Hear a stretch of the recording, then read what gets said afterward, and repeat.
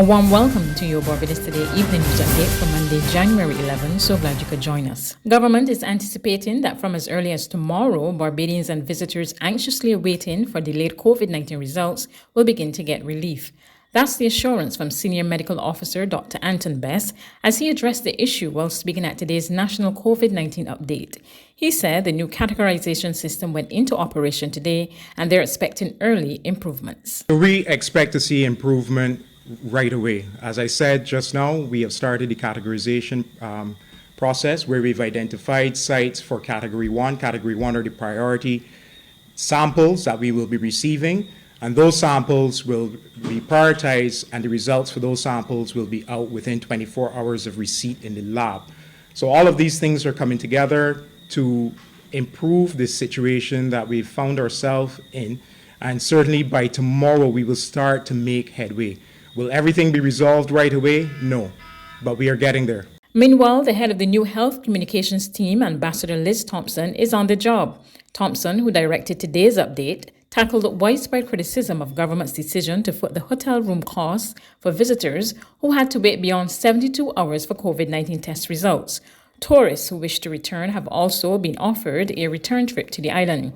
Thompson made it clear that Barbadians will also benefit from the offer and dismissed suggestions that government has done little for citizens while compensating tourists. Government has given COVID support in the form of adoptive families, in the form of direct cash grants, in the form of support to small businesses, support to the tourism sector, to the tune of $60 million. That is what Barbadians got and are getting. There's an adoptive families program, there's a support program for vulnerable families. But beyond that, this compensation, and I put compensation in inverted commas, is not just for tourists. It is for people who look like me.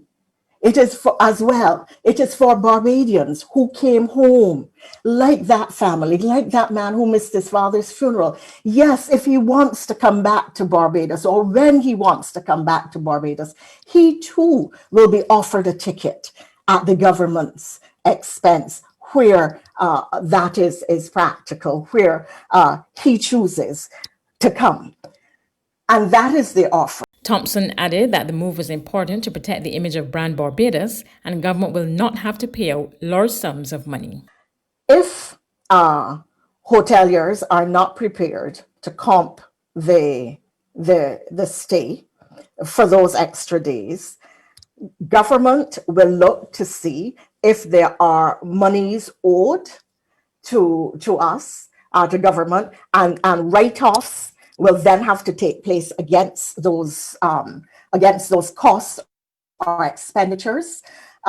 Lab tests, where necessary, may have to be redone. And there are methods, therefore, which are going to be used to facilitate these additional stays without all cash transactions being done. Visitors may or may not choose to come back. But what government had to determine was whether or not the negative publicity, which we would have had to pay to address, was worth allowing to continue, or whether we should have taken the decision to say, look, yes, we promised you your results in a specific time. You have not gotten those results.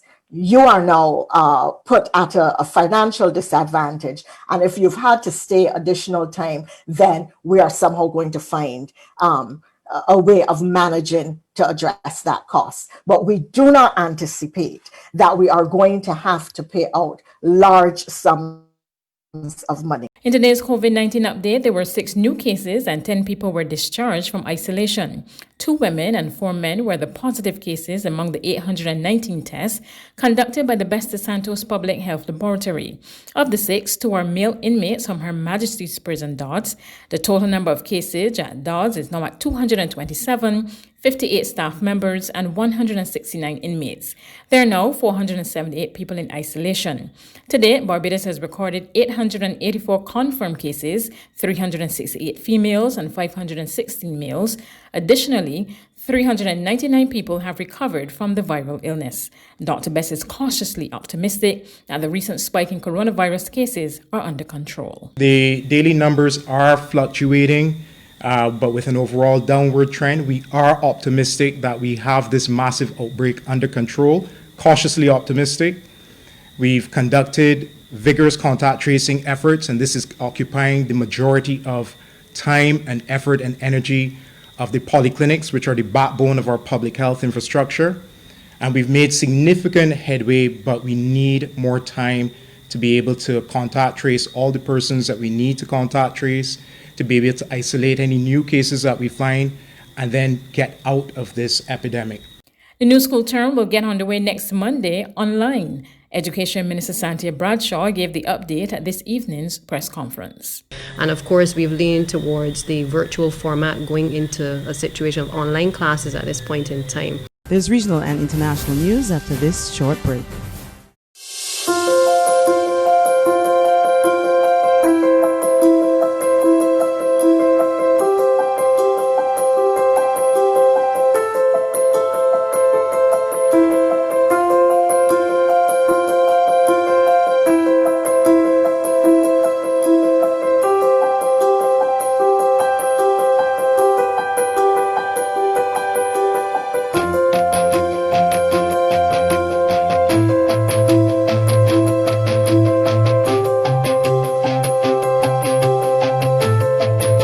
Barbados Today, news you can trust.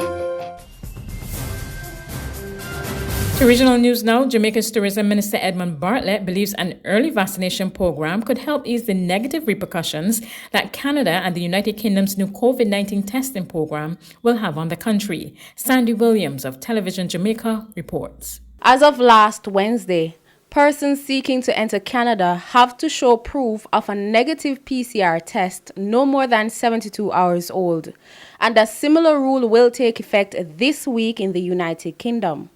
Both Canada and the UK are among Jamaica's largest tourist source markets, which means Jamaica could see a further reduction in tourism numbers.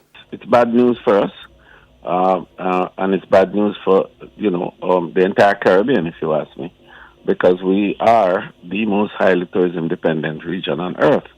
And two of our largest source markets, the UK and Canada, now having a position of virtually closing their borders to us, is a significant concern. Tourism Minister Edmund Bartlett is worried that the United States may decide to implement similar measures for arriving passengers. There is, Chinese whispers that we could see the requirement of at least testing before arrival in the U.S., and that will again put significant pressure on the capacity of our country and countries like ours. On the international front, the U.S. House of Representatives expects to begin considering a second impeachment of Donald Trump on Wednesday. Here's an update from Reuters Television. The House stands adjourned to 9 a.m. tomorrow. House Democrats introduced one article of impeachment on Monday, charging U.S. President Donald Trump with incitement of insurrection in their second push to remove him from office. So we're going to walk down to the Capitol. The resolution noted that Trump, at a Wednesday rally, made statements that encouraged and foreseeably resulted in the attack on the U.S. Capitol.